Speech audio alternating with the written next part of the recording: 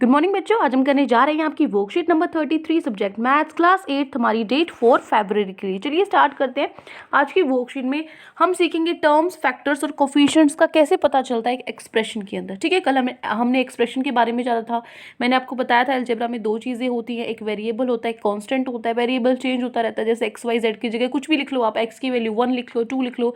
इसी तरीके से जो कोफिशिएंट होता है वो फिक्स होता है, जैसे 5x है, एक्स को तो बदल सकते हो लेकिन 5 तो 5 ही रहेगा, तो 5 क्या है बेटा, कोफिशिएंट है। ठीक है, तो हमने सीखा एल्जेब्रिक एक्सप्रेशंस के बारे में कल। तो उसके अंदर क्या क्या होता है, एक्सप्रेशन के अंदर टर्म्स होती हैं, फैक्टर्स होते हैं, कोफिशिएंट्स होते हैं। इनके बारे में डिटेल में जानेंगे, डोंट वरी। तो देखो, सबसे पहले स्टार्ट करते हैं। जो एक एल्जेब्रिक एक्सप्रेशन होता है उसमें एक या एक से ज़्यादा टर्म्स होती हैं। ठीक है, टर्म्स मतलब जैसे 5x+2, एक टर्म ये हो गई, दूसरी टर्म ये हो गई। ठीक है, अगर और करना है आपको यहाँ पे 5y, तो तीसरी टर्म ये हो गई। ठीक है, तो एक या एक से ज़्यादा टर्म्स होती हैं एल्जेब्रिक एक्सप्रेशन में। जो टर्म्स है उनको हम सेपरेट करते हैं प्लस या माइनस साइन से, जैसे मैंने अभी किया। कैसे किया था मैंने, 5x+2।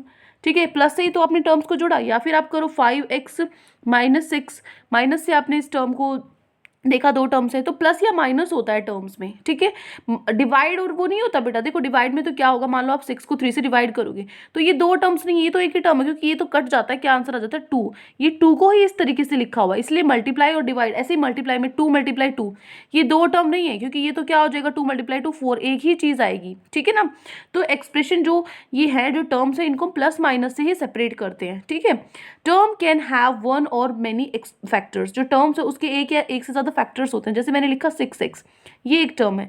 तो देखो, जो 6 है वो 2 की टेबल में भी आता है, 3 की टेबल में भी आता है। ठीक है, और अपनी 6 की टेबल में तो आता ही है, तो इसके फैक्टर्स और 1 भी है। 1 2 3 6 सब इसके फैक्टर्स हैं। तो जो एक टर्म है उसके एक या एक से ज्यादा फैक्टर्स हो सकते हैं। कोई भी टर्म है उसके any factor of a term is called, वो क्या होता है, कोफिशिएंट। 6x इसका कोई भी फैक्टर है, 6 क्या है बेटा, यहाँ पे कोफिशिएंट है। ठीक है, coefficient of the product of the remaining factor. Coefficient है किसका, जो रिमेनिंग फैक्टर्स बच गए। जैसे मैं इसको लिख दूं 2 × 3x, तो 2 कोफिशिएंट है किसका, 3x का, या 3 कोफिशिएंट है 2x का। ठीक है, ऐसे भी मैं इसको बोल सकती हूँ।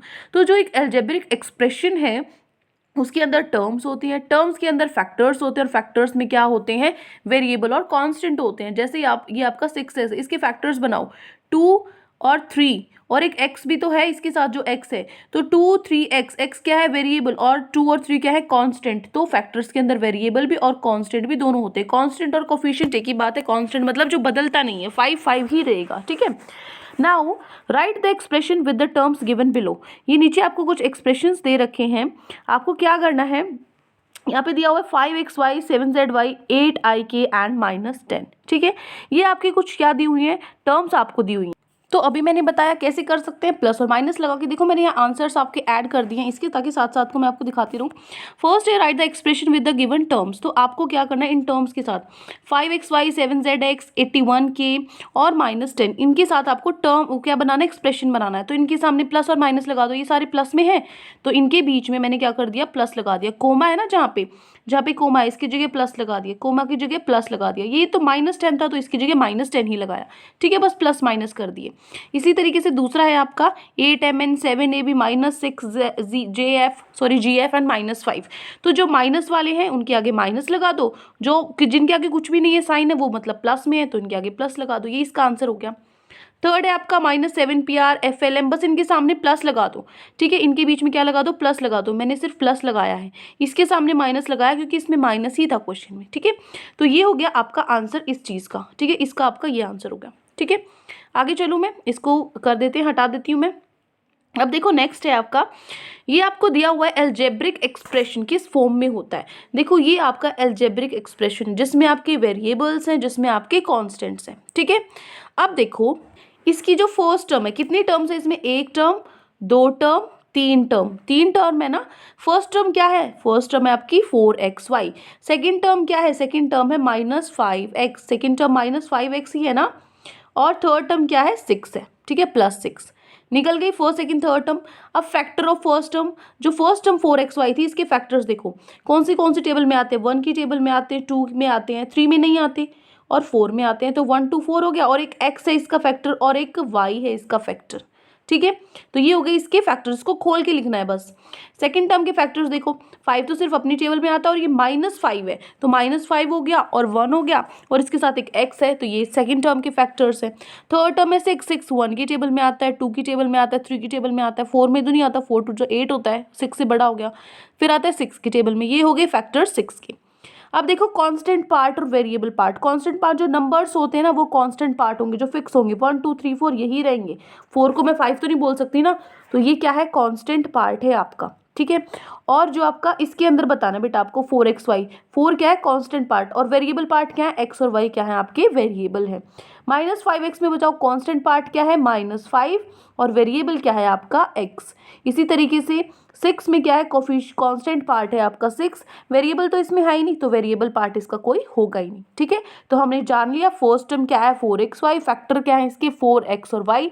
कोफिशिएंट अगर आपसे पूछा जाए 4 का कोफिशिएंट, तो देखो एक्स वाई का कोफिशिएंट पूछा जाए तो 4 होता है, 4 का कोफिशिएंट पूछा जाए तो जो 4 के साथ इंक्लूड है वो है एक्स वाई, ठीक है।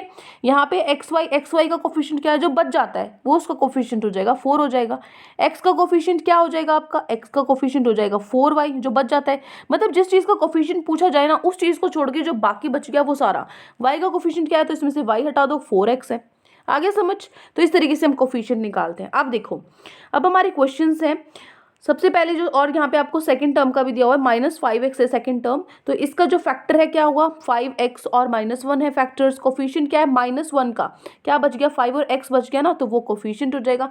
5 का कोफिशिएंट पूछा है तो 5 को कोफिशिएंट छोड़ के जो बाकी इसमें क्या बच गया, एक माइनस बचा और x बचा है, वो कोफिशिएंट हो जाएगा 5 का। मतलब जिस चीज़ का पूछा है कोफिशिएंट 5 का पूछा, तो 5 को हटा के जो बाकी चीज़ें इसके अंदर बच गई वो उसका कोफिशिएंट हो जाएगा। आगे समझ। अब चलो हमारे फर्स्ट क्वेश्चन पे चलते हैं। Factorise the terms given below.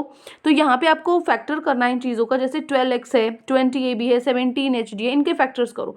देखो 12 किस किस की टेबल में आता है, 1 में आता है, 2 में आता है, 3 में, 4 में, 5 में नहीं आता, 6 में आता है, फिर 12 में आता है, और x और y भी हैं, x और y भी हैं।